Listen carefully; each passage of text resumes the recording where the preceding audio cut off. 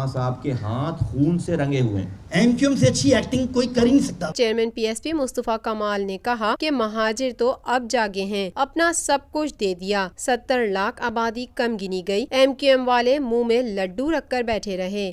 जब ये बच्चे छूट रहे थे, लापता लोग बाजियाब हो रहे थे, इन्हीं एमक्यूएम वालों ने ये फारूक सत्तार, ये खालिद मकबूल, ये आमिर खान, ये सब ने ये इल्ज़ाम लगाया, ये सारे नेता, सारे ये मुहाजिरों के दर्द रखने वाले, इन सब ने इल्ज़ाम लगाया कि बच्चे क्यों छूट रहे हैं। छूटना बंद हो गए बच्चे, ये नौजवान क्यों छूट रहे हैं, छूटना बंद हो गए। इनको लाशें चाहिए, इनको शोदा कब्रिस्तान आबाद चाहिए, यही लड़के पकड़े जाएं, ये जाग मुहाजिर जाग का नारा लगाकर पकड़े जाएं, हथियारों के साथ पकड़े जाएं तो कहते हैं क्रिमिनल है।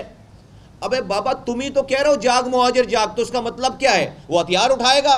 तुम यही तो कह रहे हो। तुम कह रहे हो खड़े होकर टंकी ग्राउंड में कि अभी तो पीपल्स पार्टी वाले ग्राउंड में आए, कल तुम्हारे घरों में घुस जाएंगे। कैसे घुसेंगे यार घरों में भाई? क्यों घुस जाएंगे घरों में? तुम्हें भी पता है नहीं ऐसा, लेकिन तुम मुहाजिर नौजवानों के हाथों में दोबारा से हथियार देना चाहते हो। ये बात करके तुम मुहाजिर नौजवानों के दोबारा हथियार, और तुम पख्तूनों का दुश्मन बनाना चाहते हो, तुम सिंधियों का दुश्मन बनाना चाहते हो, तुम बलोचों के दुश्मन बनाना चाहते हो, तुम पंजाबियों के दुश्मन बनाना चाहते हो। ये तुम्हारा मकसद, ताकि ये अपनी लड़ाई में लग जाए मुहाजिर कौम नौजवान, और तुम्हारी करप्शन की तरफ किसी की तवज्जो ना जाए। चीफ जस्टिस से अपील करता हूं कि पाकिस्तान क्वार्टर्स के रिहायशियों का मसला एक बार सुन ले, गरीबों के सर से छत छिन जाएगी। चीफ जस्टिस ऑफ पाकिस्तान से मैं गुजारिश करूंगा कि 9 जून को उन्होंने एक फैसला दे दिया है कराची में सरकारी क्वार्टर्स के हवाले से इसको खाली कराने के लिए। लोगों के सरों पे से छत छीनी जा रही है। बहुत गरीब लोग हैं। Morton quarter, Pakistan quarter, Clifton quarter, ये पूरा सोल्जर बाज़ार का इलाका, फिर एफसी एरिया में सारे ये क्वार्टर्स हैं। लोगों के सरों पे से, गरीब लोगों के सरों पे से छतें छीनी जा रही हैं। मेरी गुजारिश चीफ जस्टिस ऑफ पाकिस्तान से है, खुदारा इन मुतासरीन को एक दफ़ा सुन लें, और उसके बाद जो है वो इंसानी बुनियादों के ऊपर, इंसानी हमदर्दी के बुनियादों के ऊपर ये फैसले करें। उन्होंने कहा कि पीएसपी की कोशिशों से शहदाए कब्रिस्तान में लाशें जाने का सिलसिला रुक गया। हम नहीं होते तो 300 के बजाय 3000 लोग लापता होते। हमने ही मुतालबा किया था कि बलूचिस्तान के तर्ज पर कराची के नौजवानों को भी आम माफी दी जाए। हमारी इस कोशिश से ये हो गया कि शहर में लाशें गिरना बंद हो गईं। हमारी कोशिशों से, पीएसपी की कोशिशों से शोदा कब्रिस्तान में ताले लग गए। इस शहर में अगर आज 300 लोग लापता हैं तो खुदा न खास्ता अगर हम नहीं होते, खुदा न खास्ता हम नहीं होते तो 3000 लोग लापता होते, खुदा न खास्ता। चेयरमैन पीएसपी ने कहा कि चंद दिनों से नाम निहाद कई पार्टियों में बढ़ जाने वाली एमक्यूएम इल्जाम लगा रही है कि इंतजामिया उनके साथ ज्यादती कर रही है। हकीकत यह है कि कोई ज्यादती नहीं हो रही। चंद दिनों से हमारे नाम निहाद मुहाजिरों के नेता कई पार्टियों में बढ़ जाने वाले, पता नहीं कौन सी वाली एमक्यूएम के सारे लोगों ने एक प्रोपेगेंडा शुरू कर रखा है कि उनके साथ ज़्यादती हो रही है। कोई ज़्यादती नहीं कर रहा। उन्होंने ज़्यादती कर रखी है 40 सालों से इस शहर के ऊपर, ख़ास तौर पर मुहाजिरों के ऊपर। कभी बिलावल भुट्टो जरदारी के जलसे के मुकाबले में टंकी ग्राउंड में जलसा करने चले जाते हैं। मुहाजिरों की बका जो है वो टंकी ग्राउंड में जलसा करने से ऐसा लगता है कि है। उसी टंकी ग्राउंड के इर्द गिर्द कचरे का ढेर है, उसकी फ़िक्र नहीं, उस पर इज़्ज़त गैरत नहीं जागती। उसी टंकी ग्राउंड के इर्द गिर्द जो है वो पानी नहीं आ रहा, सड़कें नहीं हैं, पार्क्स नहीं हैं, इज़्ज़त गैरत नहीं जागती।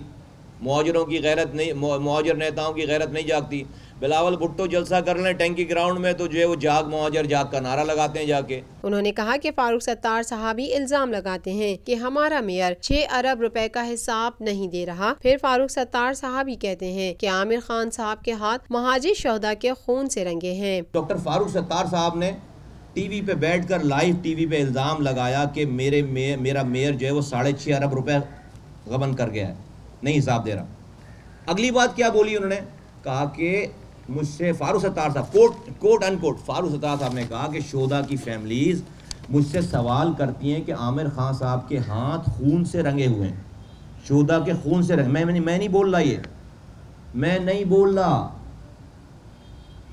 मोस्ट सीनियर एमक्यूएम के कन्वीनर, उस वक्त कन्वीनर थे, अब पता नहीं क्या, मुझे नहीं पता क्या ओहदा दिया उन्होंने, पार्टी के सरबराह थे, वो बोल रहे हैं कि मुझसे शोधा की फैमिली सवाल करती हैं कि लोग पूछते हैं कि आमिर खान साहब के हाथ शोधा के खून से रंगे हुए हैं। बड़ा संगीन सवाल है यार, ये बड़ा संगीन सवाल है। तो शोधा के खून से रंगे हुए, मैं नहीं बोल रहा, ये फारस अत्तार साहब बोल रहे। उन्होंने एक तीसरी भी बात की थी किसी की ठेके के हवाले से, वो मैं छोड़ देता हूँ, गाड़ी के हवाले से वो भी छोड़ देता हूँ। इनके एक और डिप्टी कन्वीनर अभी चंद दिनों पहले उन्होंने प्रेस क्लब में प्रेस कॉन्फ्रेंस की, शाहिद पाशा नाम है उसका गालिबन। शाहिद पाशा कहते हैं, एक साहब का नाम लेकर जो उनके साथ जेल में थे, कहते हैं कि $25,000 उन्होंने कहा कि यार मैं पकड़ा गया, देखो मेरे $25,000 ज़ाया हो गए। ये शाहिद पाशा कह रहे हैं। कैसे भाई? उन्होंने साउथ अफ्रीका में शेर के शिकार के लिए एडवांस बुकिंग करा रखी थी, शेर के शिकार की।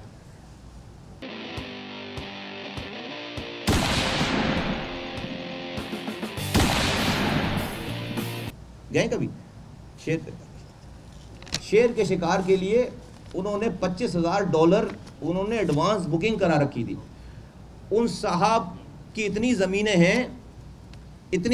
हैं कि वो वहाँ पर जो है वो इस सिंध में कि वहाँ पर बाकायदा शिकार खेला जाता है, बाकायदा बताते हैं, वो खुद बताते हैं, जिनके लोग बता रहे हैं।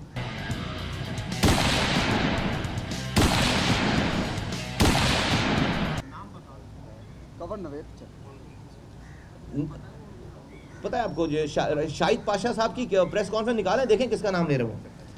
तो मैं मुहाजिरों से कहना चाहता हूँ भाई, ये मैं नहीं कह रहा, तो ये उन्हीं मुहाजिरों को कह रहे हैं जाकर दोबारा कि अब हमें वोट दो, उन्हीं लोगों के साथ। और अजय विजय की तरह विक्ट्री के निशान बना रहे हैं, एक ही ट्रक पे खड़े होके, वो अजय विजय वाली फिल्म है ना, उसकी तरह।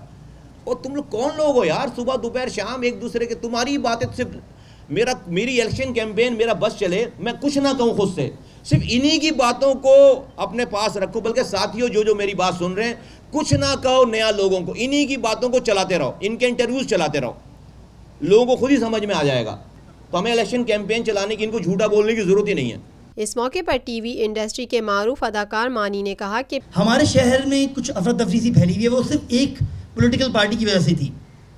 अभी भी वो पॉलिटिकल पार्टी जो आखिरी सांसें ले रही है, अब तो वोट हाल ही नहीं रहा, अब तो बिल्कुल बेचारे हैं, वो आखिरी सांसें ले रहे हैं। तो अभी भी वही मंजन जब बेचना दोबारा शुरू हुए, मैं चुप था, मैं पीटीआई के साथ भी नहीं था, मैं अपने काम कर रहा हूँ, मैं अपनी प्रोडक्शंस करता हूँ, एक्टिंग कर रहा हूँ। तो फिर मैं दोबारा जागा, मुझे दोबारा जगाया उसी पॉलिटिकल पार्टी ने, जब वो पिछले दिनों उन्होंने फिर कहा कि महाजिरों के साथ ज़्यादती हो रही है, महाजिर जाग। जब उन्होंने कहा तो फिर यार मेरा खून भी खौला, क्योंकि हमारे अब्बा ने भी हिजरत की थी।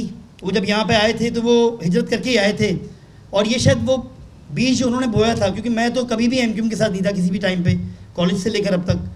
तो मेरा काम था, क्योंकि जो लड़के हैं, जितने भी लड़के हैं लड़कियां हैं कराची के, वो एटलीस्ट मुझसे, मेरी बेगम से, क्योंकि वो भी बहुत पॉपुलर है टेलीविज़न एक्टर, वो हमसे रिलेट कर पाते हैं आराम से। और जिस तरह की मैं लैंग्वेज बोलता हूँ, जिस तरह के मेरा रहन सहन है, वो मुझे आते जाते जानते हैं। तो मेरा फ़र्ज़ बनता था कि एटलीस्ट उनको मैं बताऊँ कि ये दोबारा वो मंजन बेचना स्टार्ट कर रहे हैं। एमक्यूएम से अच्छी एक्टिंग कोई कर ही नहीं सकता, बता रहा हूँ आपको। कर सकता है? आप बताएं सर, आप बैठे में कोई कर सकता है? हम इतने बड़े बड़े एक्टर हैं, लेकिन वो जो बंदा लंदन में बैठा है, उससे अच्छी एक्टिंग कोई कर ही नहीं सकता, बता रहा हूँ मैं आपको।